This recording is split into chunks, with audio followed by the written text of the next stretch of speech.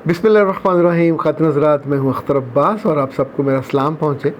पिछले दिनों एक खातून, बहुत अच्छी खातून थी, मैं तो अच्छी कहूँगा इसलिए कि मैंने जब किसी की आपने बुराई ना देखी हो तो उसके बारे में कोई कौल फैसल नहीं देना चाहिए, पर मेरे पास अपनी वो एक गलती, कोताही से भरी हुई ज़िंदगी का तज़किरा लेके ही आई थी और कुछ 6-7 साल से वो एक गलती के अंदर मुब्तला थी।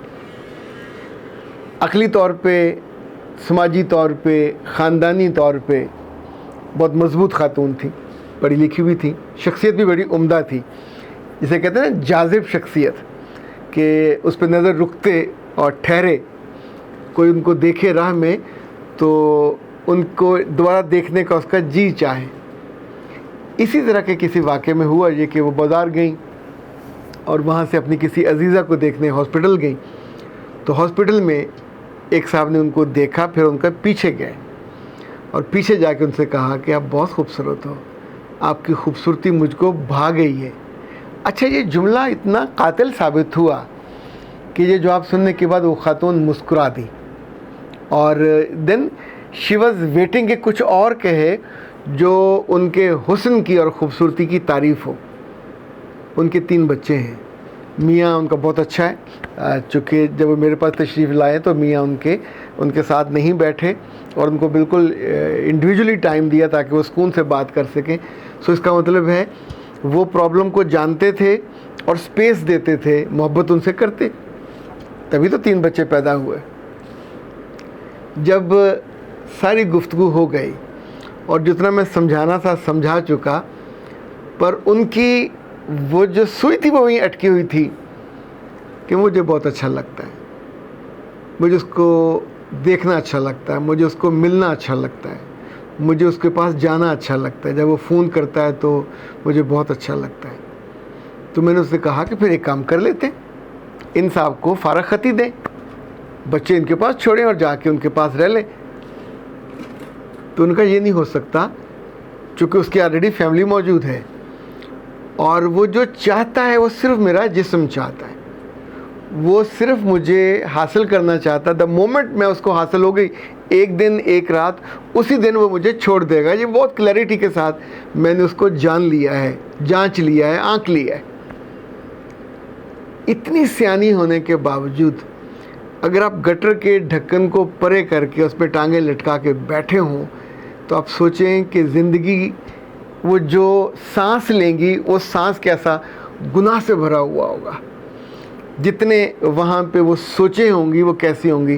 तो मेरा सवाल जो आखिरी था वो ये था कि कल अगर अल्लाह ने आपको अपने सामने खड़ा करके पूछा, तुमको मैंने हुस्न दिया 100 औरतों से बेहतर, तुमको आंखें दी 1000 औरतों से बेहतर, इतनी मोटी मोटी, तुमको वो पंजाब की पूरी जो जट्टी वाला हुस्न था वो दिया, माँ बाप तुम्हें ऐसे दिए जिन्होंने तुम्हारी केयर की, तुम्हें पढ़ाया लिखाया, बेहतरीन बनाया, तुम कपड़े पहनते हो तो तुमको अच्छे लगते थे, तुम्हें मियाँ दिया तो वो भी केयर करने वाला, मोहब्बत करने वाला, 1 नहीं 2 नहीं 3 बेटे अता किए, और तुम एक ऐसे आदमी पे डुल गई कि जो अनजान था और जिसने हॉस्पिटल के कॉरिडोर में भागकर सिर्फ तुम्हारे कानों में तारीफ़ का जहर डाला था। तो उसने मेरी बात सुन के कहा, सर मेरे पास कोई जवाब नहीं होगा, मैं बिल्कुल शर्मसारी के साथ मुंह नीचे करके खड़ी हो जाऊं। ये वो मोमेंट था जब उससे मैंने कहा कि ये तुम्हारी पहली बात है कि तुमने अपने गुनाह का जवाब नहीं ढूंढा। ये सबसे बुरी बात और बुरी ज़िंदगी वो होती है जब हम गलती करें, गुनाह करें और उसको मानने की बजाय उसका जवाब ढूंढने लग जाए। ऐसे लोगों की ज़िंदगी में खैर नहीं पड़ती। खैर उसी में पड़ेगी जब आप अपनी गलती को मानते हैं और वहाँ से फिर अपनी बेबसी का इजहार करते हैं कि सर मुझसे नहीं हो रहा, मुझसे यहाँ से निकला नहीं जा रहा, मुझसे निकलने में मुझको मदद कीजिए, तो मदद आ जाती। मुझे याद है एक दफ़ा एक साहिबा ने कहा कि सर मैं अल्लाह का ज़िक्र करना चाहती हूँ, मुझसे होता नहीं है। तो मैंने उनसे कहा कि आप ज़िक्र में क्या करना चाहते हो? तो उन्होंने कहा कि मैं अल्लाह का नाम पढ़ना चाहती हूँ, उनको याद करना चाहती हूँ। तो मैंने वैसे हंसते हुए कहा कि कभी आप किसी ऐसे पेशेंट को देखो कि जिसने डॉक्टरों के पास हो, डॉक्टरों ने जवाब दे दिया हो कि नो अब तुम्हारे बचने का कोई इम्कान नहीं है, हफ्ता बाकी है, 10 दिन बाकी हैं, تو ان دنوں میں وہ کیا کرے گا؟ فلمیں دیکھے گا، ڈرامے دیکھے گا، گپے مارے گا کہ لیکن نہیں، اس کا تو ایک ایک پل اللہ کے ذکر میں. تو کیا وہ لوگوں سے پوچھے گا کہ میں کیا ذکر کروں؟ تو انہوں نے جواباً مجھ سے کہا کہ جب آپ بہت خوش ہوتے ہیں تو آپ کیا پڑھتے ہو؟ تو میں نے کہا عربی میں تو الحمدللہ کہتے ہیں، پر میری تسلی نہیں ہوتی. جب کوئی نعمت زیادہ ملتی ہے تو میں نماز فجر کے بعد جب اپنے لان میں چکر لگا رہا ہوتا ہوں تو اس میں بالکل پکی میری نیت ہوتی ہے کہ یہ سیر میں نہیں کر رہا، میں صرف ذکر کے لیے وہ اس وقت چکر لگا رہا ہوتا ہوں. اور شکر کیسے کرتا ہوں؟ شکر اپنے والا اور الحمدللہ عربی والا، یعنی اٹس مور اوور شکر الحمدللہ. منہ بھر کے جب یہ لفظ نکلتا ہے تو آپ کو اندر سے بھی ٹھنڈ پڑتی ہے، چونکہ آپ اچھا الحمدللہ کر رہے ہیں تو چونکہ اس کا ہم ترجمہ نہیں جانتے، ہم اس کی کیفیت میں بھی وہ نہیں جا پاتے. ذکر تب ہوتا ہے جب آپ کے آنسو نکلنے لگتے ہیں، جب دل آپ کا، ہم یا تو محبت میں ہوتے ہیں یا ڈر میں ہوتے ہیں. محبت سے محروم ہو رہے ہیں تو بھی آنسو نکلتے ہیں، اور خوف زدہ ہوں تو بھی آنسو نکلتے ہیں.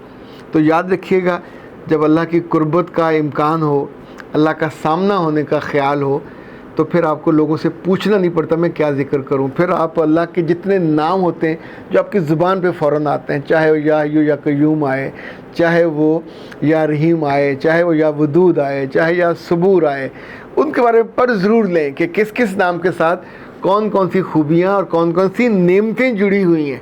تو جیسے جیسے ہم اس کے ساتھ اس نعمت کو فیل کرتے ہیں، ہمیں ضرورت ہوتی ہے. کچھ کو ہم ہیں تو لالچی، کچھ کو اپنے قرض سے نجات چاہیے ہوتی ہے تو ان کے لیے الگ ذکر ہے. کچھ کو صحت چاہیے ہوتی ہے، کچھ کو اپنے بچوں کی محبت چاہیے ہوتی ہے، کچھ کو اپنی محبت چاہیے ہوتی ہے. پر میرا یہ مشاہدہ یہ ہے کہ اس ذکر سے وہ جو محبوب قدموں میں آ کر لوٹنے پوٹنے لگے وہ والا معاملہ نہیں ہوتا. یہ آپ کی اپنی زندگی اس محبت کی رستے پہ چل پڑتی ہے جہاں آخر میں دنیا کا رب ہے اور آپ کی زندگی ہری بھری ہو جاتی ہے. اچھے اور پیارے لوگوں، اگر ذکر آپ کی آنکھوں کو نم نہ کرے، اگر ذکر میں آپ کا دل پگھل نہ جائے، اور ذکر کرنے کے بعد آپ اس لمحے بالکل ایسے فیل ہوں جیسے انسان محبت سے شرابور ہو، یا جیسے گناہوں سے نہا لیا ہو، دھل گئے ہوں، اور آدھے گھنٹے بعد جب آپ دوبارہ سونے کو آتے ہو، چارپائی پہ آپ لیٹتے ہو، تو ایسا ہوتا ہے جیسے آپ کا وجود چارپائی پہ نہیں پڑا، ایک پر ہے، ایک پنکھ ہے جو لیٹا ہے. ایسے ریلیکس ہوتے ہیں، اور پھر آپ کے ہونٹوں سے جو دعا نکلتی ہے ذکر کے بعد، بہت ممکن ہے آپ بہت مطلبی اور خود غرض ہوں، پر جب آپ ذکر کرتے ہیں تو خود غرضی کم ہو جاتی ہے. آپ اپنے لیے بھی کرتے ہیں، آپ اپنے پیاروں کے لیے بھی کرتے ہیں، آپ اپنی پیاری کے لیے بھی کرتے ہیں، آپ اپنے بچوں کے لیے بھی کرتے ہیں، اور ساتھ ساتھ وہ قبولیت کے لمحے ہوتے ہیں، قبول ہوتے جاتے ہیں. جب بھی آپ تحفہ دے کے، شیرینی دے کے، ادب آداب کے ساتھ مانگتے ہیں تو عطا ہو جاتی ہے. اور ایسے میں ایک اور بات یاد رکھیے گا، ہم میں سے کوئی بھی غلطی سے اور گناہ سے مبرہ نہیں ہے، پاک نہیں ہے، پر اپنی غلطی اور گناہ پہ کبھی ضد مت کیجیے گا. یہ گستاخی ہے، اس کی معافی کوئی نہیں ہے. گناہ معاف ہو جاتا ہے. گناہ میں جب بھی آپ کا سر سجدے میں جائے گا، آپ کی آنکھیں نم ہوگی، دل آپ کا تڑپے گا، ہاتھ آپ کے بالکل تھر تھرائیں گے، زبان آپ کی لڑکھڑائے گی، اور آپ سے لفظ سیدانی ہوں گے، اور آپ چاہتے معافی ہوں گے تو واپسی ہو جاتی ہے. پر گستاخوں کے لیے کوئی واپسی نہیں ہوتی. اختر عباس کو دیجیے اجازت. السلام علیکم.